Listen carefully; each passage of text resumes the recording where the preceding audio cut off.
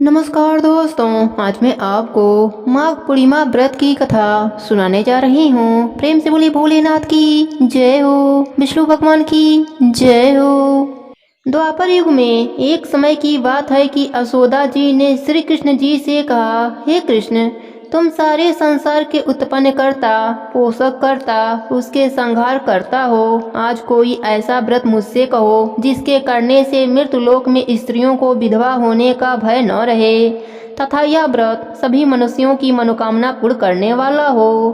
भगवान श्री कृष्ण कहने लगे, हे माता, तुमने अति सुंदर प्रश्न किया है। मैं तुमसे ऐसे ही व्रत को सविस्तार कहता हूँ। सौभाग्य की प्राप्ति के लिए स्त्रियों को 32 पूर्णिमा का व्रत करना चाहिए। इस व्रत के करने से स्त्रियों को सौभाग्य संपत्ति मिलती है। यह व्रत अचल सौभाग्य देने वाला एवं भगवान शिव के प्रति मनुष्य मात्र की भक्ति को बढ़ाने वाला है। यशोदा जी कहने लगी, हे कृष्ण, सर्वप्रथम इस व्रत को मृतलोक में किसने किया था, इसके विषय में विस्तार पूर्वक मुझसे कहो। श्री कृष्ण जी ने अपनी माता से आगे कहा कि इस भूमंडल पर एक अत्यंत प्रसिद्ध राजा चंद्रहास से पतित अनेक प्रकार के रत्नों से परिपूर्ण कदिका नाम की एक नगरी थी। वहाँ पर धनेश्वर नाम का एक ब्राह्मण रहता था। उसकी स्त्री अति सुशील रूपवती थी। दोनों ही बड़े प्रेम के साथ उस नगरी में रहते थे। घर में धन धान आदि की कमी न थी। उनको एक बड़ा दुख था कि उनके कोई संतान न थे। इस दुख से वह अत्यंत ही दुखी रहते थे। एक समय एक बड़ा तपस्वी योगी उस नगरी में आया। वह योगी उस ब्राह्मण के घर को छोड़कर अन्य सब घरों से भिक्षा लाकर भोजन किया करता था।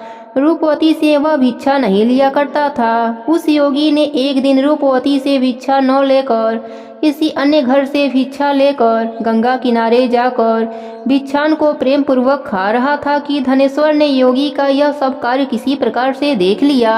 अपनी भिक्षा के अनादर से दुखी होकर धनेश्वर योगी से बोला, महात्मा जी, आप सब घरों से भिक्षा लेते हैं परंतु मेरे घर की भिक्षा कभी नहीं लेते, इसका क्या कारण है? योगी कहने लगे कि निसंतान के घर की भिक्षा पतितों के अन्न के तुल्य होता है, और जो पतितों का अन्न खाता है वह भी पतित हो जाता है। चूंकि तुम निसंतान हो, अतः पतित हो जाने के भय से मैं तुम्हारे घर की भिक्षा नहीं लेता हूँ।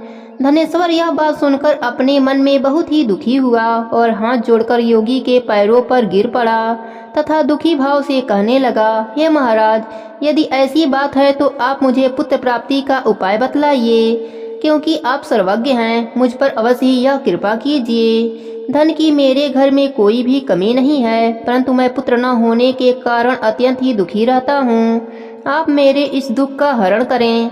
यह सुनकर योगी कहने लगे, हे ब्राह्मण, तुम चंडी की आराधना करो। ब्राह्मण घर आकर उसने अपने पत्नी से सब वृत्तांत कहा और तप करने वन में चला गया।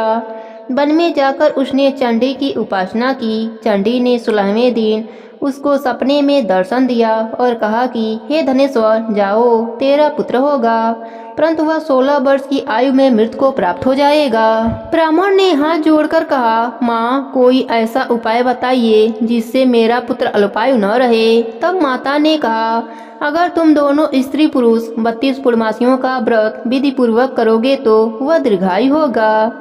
प्रातः काल होने पर इस स्थान के समीप ही एक आम का वृक्ष दिखाई देगा। उस पर तुम चढ़कर एक फल तोड़कर शीघ्र अपने घर चले जाना।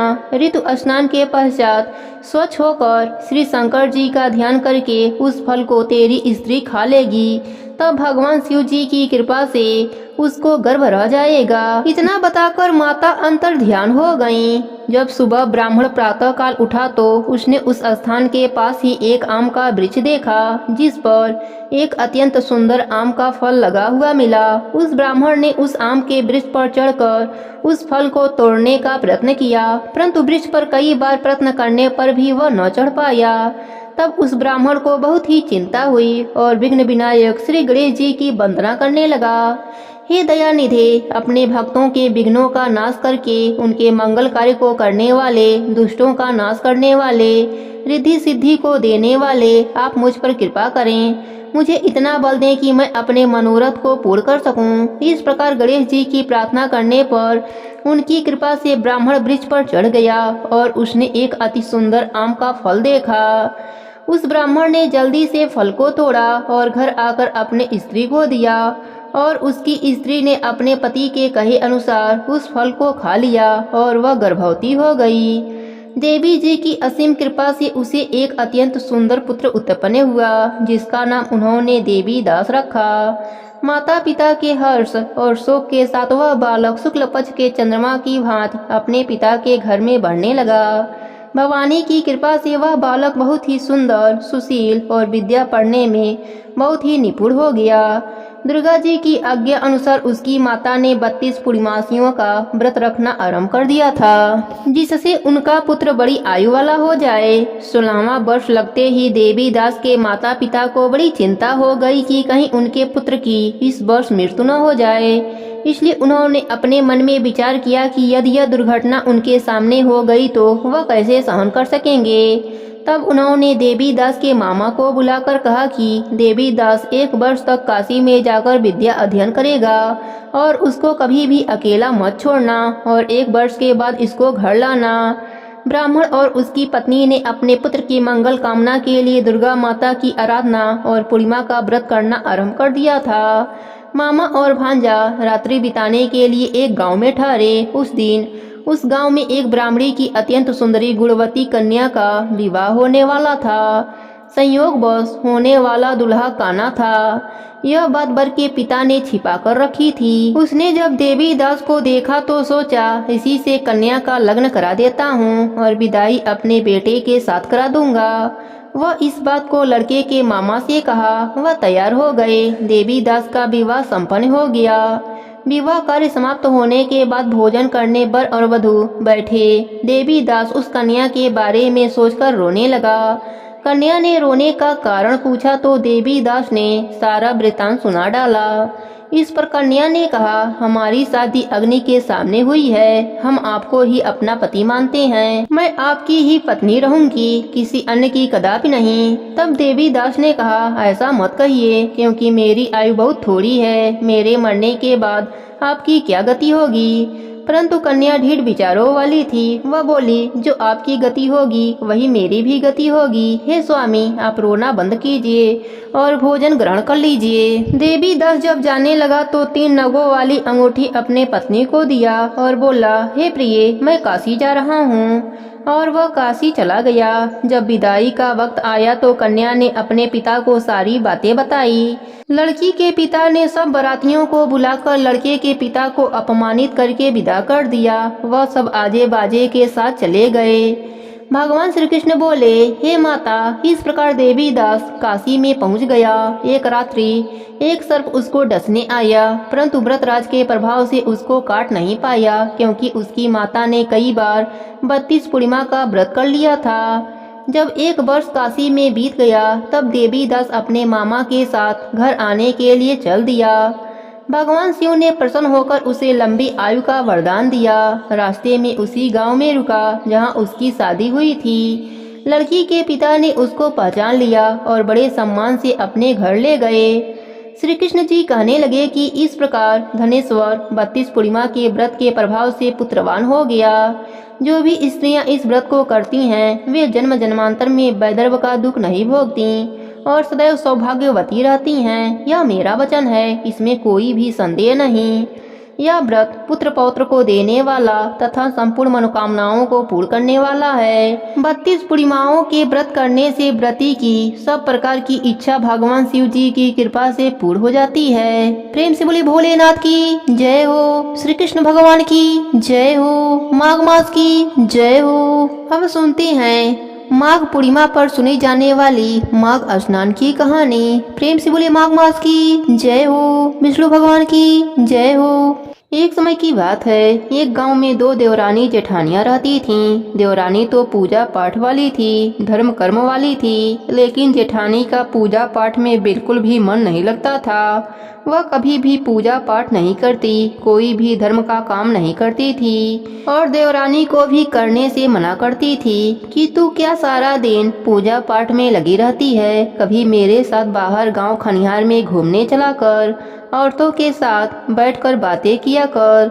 लेकिन इन सब कामों को ना करने से देवरानी मना कर देती और कहती, जी मेरे से परपंच वाला काम नहीं होता, मेरा तो मन पूजा पाठ में ही लगा रहता है। पर जेठानी इस बात से बहुत परेशान रहती। वह हमेशा यही चाहती कि देवरानी का पूजा पाठ बंद हो जाए। वह इसलिए कि देवरानी का सभी गांव वाले बहुत मान सम्मान देते थे।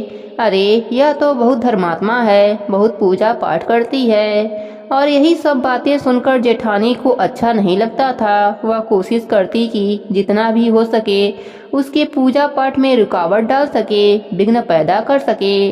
वह रोज इन्हीं कोशिश में लगी रहती, रोज नए नए कांड खोजती रहती। लेकिन भगवान की कृपा से देवरानी अपनी पूजा पाठ संपन्न कर लेती। करते करते आया माघ का महीना।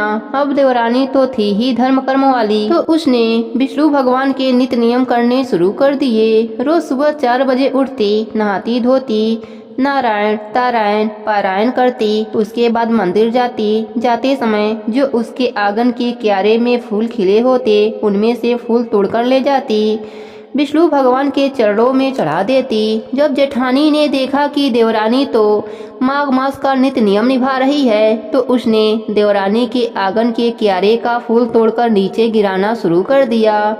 जितने भी फूल खिले होते उन्हें तोड़कर जमीन पर डाल देती। लेकिन देवरानी बेचारी जमीन पर के बिखरे फूल समेटती, उन्हें धोती और भगवान के चरणों में चढ़ाती और प्रार्थना करती कि हे प्रभु, मेरे पास तो यही है, इसे स्वीकार कर लीजिए। करते करते माघ मास के 5 दिन रह गए। भगवान लक्ष्मी नारायण देवरानी के भक्ति से बहुत प्रसन्न थे, तो उन्होंने सोचा चलो देवरानी के भक्ति की परीक्षा लेते हैं। लक्ष्मी जी और नारायण भगवान बूढ़े ब्राह्मण का रूप धरा और उसी गांव में आ गए जहां देवरानी और जेठानी रहा करती थीं। उसी गांव के बाहर एक कुआं था। सभी लोग उसी कुएं के जल का प्रयोग करते थे। दोनों देवरानी जेठानी पानी भरने साथ में जाया करती थीं। उस दिन जब वह पानी भरकर वापस आ रही थी तो उन्होंने देखा पेड़ के नीचे बूढ़े से ब्राह्मण और ब्राह्मणी बैठे हैं। दोनों ब्राह्मण और ब्राह्मणी कहने लगे, हमें पानी पिला दो। इस बात को सुनकर जेठानी बोली, मैं तो तुम्हें पानी नहीं दे सकती, इतने दूर से भरकर ला रही हूँ, मैं तो नहीं दे सकती तुम्हें पानी। पर देवरानी कहने लगी, आप मेरे मटके में से पानी पी लीजिए। उसने दोनों को पानी पिलाया। तब वह दोनों कहने लगे, हम यहाँ गांव में कुछ दिनों के लिए रहने आए हैं, यहीं पास में ही हमारा झोपड़ी है, क्या तुम हमारे लिए पानी की व्यवस्था कर दिया करोगी?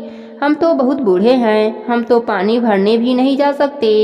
तब देवरानी कहने लगी, ठीक है, मैं आपके लिए पानी भरकर ला दिया करूंगी। देवरानी उनके झोपड़े में गई और उनके घड़े में पानी भरा। अब वह रोज पानी लाती तो उनके झोपड़े में आधा पानी रख आती। इस बात से जेठानी गुस्सा कर बोलती, यह तुम क्या कर रही हो? इतने मेहनत से हम पानी लाते हैं और तुम उन्हें पानी दे देती हो। तब देवरानी कहती है, जी बहुत बूढ़े हैं, पानी कैसे लाएंगे? तब जेठानी बोली, ठीक है, देख लो, मुझसे तो यह धर्म कर्म नहीं होता। इतना कहकर दोनों अपने घर चली गईं। अब देवरानी रोज उनके झोपड़े में पानी रखाती, कोई काम होता तो वह भी कर देती, जैसे साफ सफाई, ब्राह्मण ब्राह्मणी के कपड़े धोना, उन्हें नहला देना, पैर दबा देना। इस तरह से उनका छोटा मोटा काम कर देती। सारा महीना पूरा हुआ। आखिरी दिन था। आखिरी दिन जब वह पानी भरकर अपने घर वापस जा रही थी तो वही बूढ़े ब्राह्मण और ब्राह्मणी रास्ते में मिले।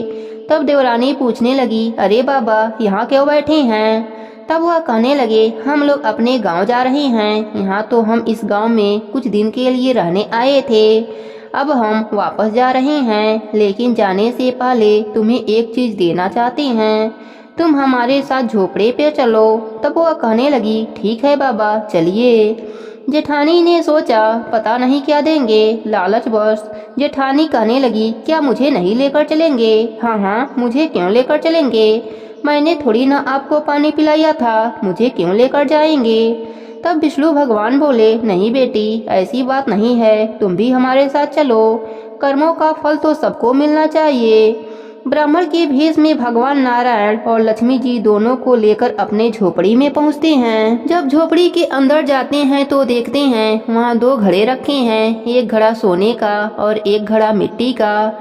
तो ब्राह्मण कहते हैं, देखो बेटी, तुम दोनों एक एक घड़ा ले लो, जो तुम्हारे कर्म में होगा उनके हिसाब से इन घड़ों में से तुम्हें मिलेगा।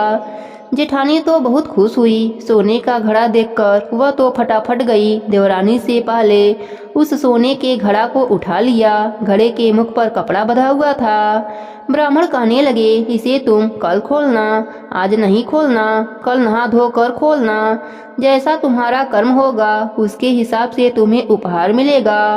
ब्राह्मण की बात सुनकर जेठानी तो बहुत खुश हुई, क्योंकि उसने सोचा, मेरा घड़ा तो सोने का है, जरूर इसमें हीरे मोती होंगे। दोनों अपने अपने घड़ों को लेकर अपने घर आ गईं। जेठानी ने तो अपना घड़ा अलमारी में अच्छे से बंद करके रख दिया, क्योंकि उसे लगा चोर चुरा लेंगे।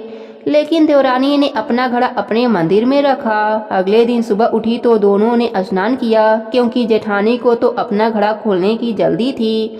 पूजा पाठ तो वह करती नहीं थी। उसने जब फटाफट जाकर घड़ा लाकर खोला तो उसमें राख भरी पड़ी है। वह तो बहुत हैरान हुई, और घड़ा भी सोने से बदलकर मिट्टी का घड़ा बन गया था। उधर देवरानी रोज की तरह नित्य नियम करने के बाद घड़ा खोला तो उसमें हीरे मोती से भरा पाया। वह बहुत खुश हुई। इतने में जेठानी लड़ती झगड़ती उसके घर आ गई। अरे, तुमने मेरा घड़ा क्यों चुरा लिया? देवरानी ने कहा, नहीं जीजी, मैंने आपका घड़ा नहीं चुराया है, मैं तो आपके घर गई भी नहीं थी। पर जेठानी नहीं मानी और जबरदस्ती देवरानी का घड़ा ले लिया और अपना घड़ा दे दिया। जेठानी घड़ा लेकर ज्यों ही अपने घर आई, वह घड़ा मिट्टी का हो गया और उसमें राख भर गया। फिर जेठानी को बूढ़े ब्राह्मण की बातें याद आई कि तुम सबको कर्मों का फल मिलेगा। तब उसे अपने ऊपर बहुत पछतावा हुआ कि मैंने अपने कीमती समय परपंच में लगा दिए। जब मेरे कर्म ही बुरे थे तो मुझे इस राख के अलावा और क्या मिलेगा। जेठानी अब रोती रोती अपने देवरानी के घर जाती है और उससे क्षमा मांगने लगती है। तब देवरानी कहती है, जी जी, आप हमसे नहीं भगवान से माफी मांगिए। इसके बाद अब देवरानी और जेठानी मिलकर नित्य नियम निभाने लगे। हे विष्णु भगवान, जैसे आपने देवरानी पर अपनी कृपा करी, वैसे ही अपने सभी भक्तों पर अपनी कृपा बनाए रखना। प्रेम से बोले विष्णु भगवान की जय हो। माघ मास की जय हो।